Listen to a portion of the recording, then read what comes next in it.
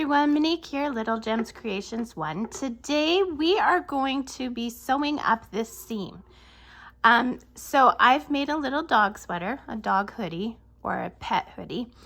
And yeah, I need to sew up this seam and I thought I would take you guys along with me. So check the description. I'll have the link to the tutorial for this hoodie. Okay. I'll have all kinds of good things in my description, so you should go check it out. Okay, so first you turn your garment inside out. Now this is a good way to do up a seam, whether on crocheting or on knitting. It doesn't matter. Thread your needle. Now I use a crafting needle, and that means that the point is a little bit sharp. If you want to use a yarn needle, quite often yarn needles are blunt. It just means that it won't go through the yarn as easily. So we're going to do what's called a whip stitch. So I'm going to start, I always put 2 stitches at the start of my seam. And with the whip stitch, you're always starting on one side and finishing on the other, okay? So here we go. We're just going to see how I'm kind of catching each side like that. We're just going to go up the seam. So we have the right sides together and we are doing what is called the whip stitch. We'll just go all the way up the seam. Now with this pet sweater, I only used one color, so I don't have a lot of threads to hide.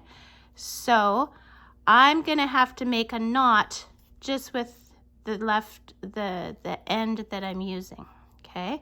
So I keep one of my loops big and I take my needle, I go through the loop once, I go through the loop twice, and then I pull this tight, okay? And that gives you a nice knot. Make sure you didn't distort your stitches. And then we're just gonna take the leftover yarn end and we are just gonna weave it throughout. And what that does, it also hides your knot. Like you'll see when you're doing this that your knot kind of pops in behind the other stitches. And that's what we want, because we don't want the knot rubbing on your pet or on you, because like I said, this can be used on any kind of garment. Then you just use up your yarn end. And I'm doing what's called a back stitch. So you see how my working yarn is coming out here? I go a little bit behind it and then I make it go past. And that also helps anchor that yarn. I'm paranoid about my things coming apart. I sell a lot of my items I make, and that's like one of my biggest fears.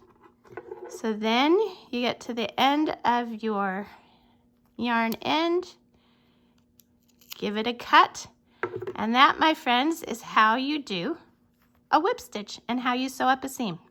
Thanks for watching. Check out that description, and if you haven't already done it, don't forget to hit the like and subscribe. Talk to you later. Bye now.